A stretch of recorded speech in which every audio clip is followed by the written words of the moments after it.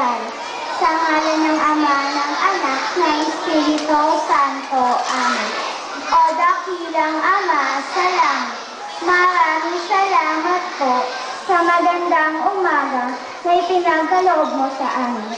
Samahan niyo po kami at basbasan sa pagdiriwang ng buwan ng wika. Sana po maunawaan namin ng lubos at maisakatuparan ang mensahe na nais niyong iparating sa amin.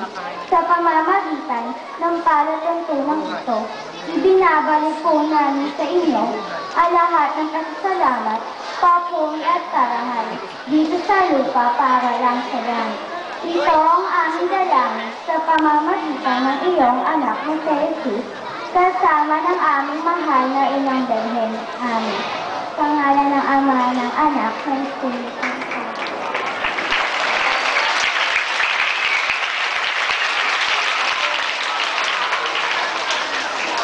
Si Pangulong Quezon ay hindi lamang kilalang isang dalubhasa sa larangan ng abogasya, kundi gayon din sumikat siya bilang isang mabuting mambabatas, estadista at diplomatiko.